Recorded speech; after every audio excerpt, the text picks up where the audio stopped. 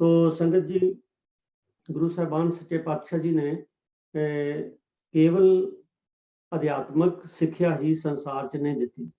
जब वो संसारक चोले च विचरे तो बाकी बहुत सारे मतां च हुंदा भी सिर्फ उन्होंने उस मजहब की गल करनी होंदी। गुरु साहिबान ने केवल मजहब की गल नहीं की।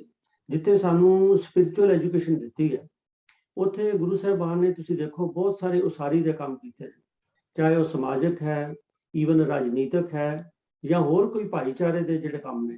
असी अपना इतिहास पढ़ते हैं और बड़े रैफरेंस सानू गुरु ग्रंथ साहब चों मिलते हैं कि गुरु साहिबान ने कि केवल परमार्थ की गल नहीं की, समाजिक अपलिफ्टमेंट लई तुसीं देखो बहुत सारे नगर वसाए ने, जिवें तरन ताਰਨ है, रामदास चक जिहदा नाम हुण सी अमृतसर साहिब है, हरगोबिंदपुरा है, करतारपुर जिहड़ा पाकिस्तान च है, करतारपुर जिहड़ा जिला जलंधर च है, और इस तरह कई जिहड़े कीरतपुर साहब है, आनंदपुर साहब है, ये सारियां जिहड़े ने शहर भी नगर भी गुरु साहब ने वसाए ने।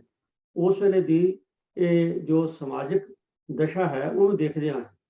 और कई तरह के जिवें आपां पिछले दिनों सुनिया सीगा कि गुरु हरराय साहब सच्चे पातशाह जी ने 52 बाग भी लवाए। सो ये सारियां गल्लां दसदियां ने कि गुरु साहिबान ने मनुखता की आल राउंड जिहड़ी है डिवेलपमेंट के लिए गुरु साहिबान ने ये जिहड़ा कारज किया है। तो ये एक बड़ी अपने आप च विलखण गल है जिहड़ी शायद बाकी मजहबां विच ना मिलती होवे, जिहड़ी सिख मत विच गुरु साहिबान ने ये प्रदान की। तो इस तरह जब अमृतसर शहर वसाया तो उस वेले 52 तरह के ट्रेड एंड इंडस्ट्रीज जिहड़ियां ने एस्टैबलिश करके एक बड़ी वड्डी क्रांति गुरु महाराज ने लियांदी है। और उस वेले पानी की शॉर्टेज होने करके तुसीं देखो छेलटा जिथे 6 खूह कट्ठे लवाए अमृतसर साहब के कोल ने, और तरन ताਰਨ साहब का तुसीं देखो बहुत वड्डा सरोवर है। इस तरह दरबार साहब जो सरोवर है ये नाल ही संतोखसर सरोवर है, क्योंकि उस वेले पानी पीने वाले पानी की या कंस्ट्रक्शन लई या खेती लई पानी की बड़ी किल्लत सी ते महाराज ने बड़ियां थां ते बौलियां लवाइयां और जिहड़े ये सरोवर ने वो बना। तो खैर अज का जिहड़ा सवाल है वो सवाल करता ने पूछा जी बई जिस वेले दरबार साहब तामीर होए ने ते सरोवर भी बनवाए ने, तो सरोवर पहले बनिया या दरबार साहब की इमारत पहले बनी? मैनू परसनल तौर पर भी क्वेश्चनर ने सवाल करता ने दसिया पूछा सीगा भी जे सरोवर पहले सीगा तो फिर उसकी इमारत किवें बनी है या सरोवर बाद च बनिया? ये सवाल करता ने पूछा। मैं बेनती कर रहा वीर तजिंदर सिंह जी, वो आओ कृपा करो ये दसो कि सरोवर पहला बनिया या दरबार साहब की इमारत पहले बन के बाद में सरोवर जिहड़ा है वो पानी छड्डिया गया। वीर तजिंदर सिंह। वाहिगुरू जी का खालसा वाहिगुरू जी की फतेह। जिथे अज दरबार साहब का सरोवर मौजूद है और उसके विचकार दरबार साहब जिहड़ी है उसकी इमारत बनी हुई है सरोवर के बिल्कुल विचकार। इत्थे एक ढाब तलाब हुंदा सी जिसनूं चौथे पातशाह श्री गुरु रामदास जी ने गुरु अमरदास जी के हुक्मां नाल वड्डा ते डूंगा करवाया ते इसका नाम रामदास सर गुरु का चक रामदासपुर पै गया ते मगरों अमृतसर अमृत दा सरोवर हो गया। इसके आस पास सिख संगतां ते व्यापारियों ने अपनी आबादी कर लई, उस वसों नूं भी अमृतसर ही किया जान लग गया।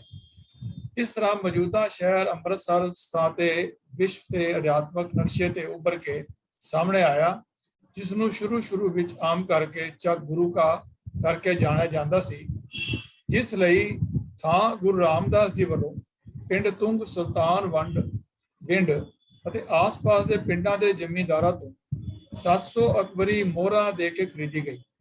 इसका हवाला अमृतसर गजेटियर ईयर 1940 ਦੇ ਵਿੱਚ गाइड टू दी दरबार साहब और गोल्डन टैंपल बाई सुंदर सिंह रामगढ़िया के पेज 5 के उत्ते 1903 की एडिशन के अंदर इसका जिक्र जिहड़ा है वो आउंदा है।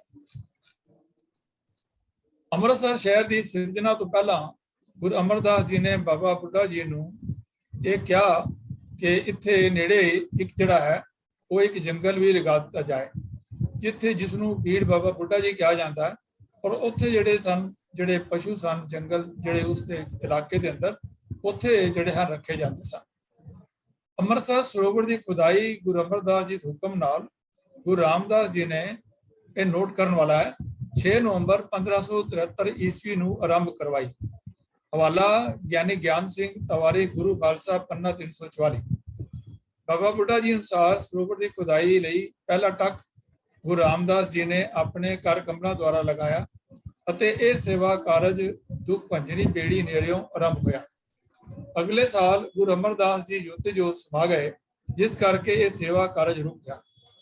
1576 ਈਸਵੀ ਵਿੱਚ ਦੁਬਾਰਾ ਸਰੋਵਰ ਦੀ ਸੇਵਾ ਦਾ ਕਾਰਜ ਜੋਰਾਂ ਸ਼ੋਰਾਂ ਨਾਲ ਆਰੰਭ ਹੋਇਆ ਅਤੇ ਇਸ ਦੀ ਸੰਪੰਨਤਾ ਜਿਹੜੀ ਹੈ ਉਹ 1590 ਦੇ ਵਿੱਚ ਹੋਈ।